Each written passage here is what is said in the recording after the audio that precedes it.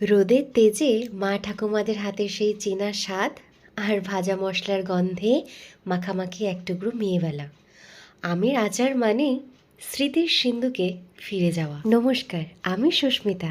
আজকে হাজির হয়েছি এক বাটি নস্টালজিয়া নিয়ে। আচার বানাতে মোটামুটি সবাই পারে, কিন্তু এটা আমার জীবনের প্রথম আচার বানানো, তাই ক্যামেরা বন্দি তো করতেই হবে, সাথে টাইম লাইনে শেয়ার করে রাখলাম। আজকে বানাচ্ছি আমের মিষ্টি জুসি আচার। আমগুলোকে ভালোভাবে পরিষ্কার করে জল ঝরিয়ে শুকনো ভাবে কেটে হলুদ মাখিয়ে রোদে রেখেছিলাম। তারপর কড়াই গরম করে একটু তেল পাঁচফোড়ন দিয়ে হালকা নেড়ে আমগুলোকে দিয়ে দিলাম চিনি। আপনারা এখানে গুঁড়ো ব্যবহার করতে পারেন।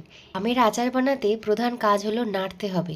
কড়াইতে চিনিটা দেওয়ার পরে কিন্তু হাত থামালে চলবে না, নাড়তে নাড়তে চিনিটা একেবারে গলে আসবে। আমি এখানে দিয়েছিলাম 2 এলাচ, একটু গন্ধ আসার জন্য। আমের আচার মানে কিন্তু একটা ভাজা মশলা। 1 চামচ জিরে, 2 চামচ ধনে, 2 চামচ মৌরি আর একটু পাঁচফোড়ন। ব্যাস, হালকা আঁচে নেড়ে চেড়ে এটাকে গ্রাইন্ড করলেই রেডি ভাজা মশলা। যেকোনো নিরামিষ তরকারিতে আপনি এই মশলা ব্যবহার করতে পারেন। স্মৃতির টান আর ভাজা মশলার ঘ্রাণ।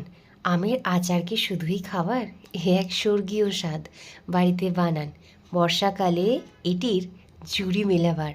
আজকের ভিডিও এই পর্যন্ত, দেখা হবে পরের ভিডিওটি ভালো লাগলে অবশ্যই ফলো করবেন। ধন্যবাদ।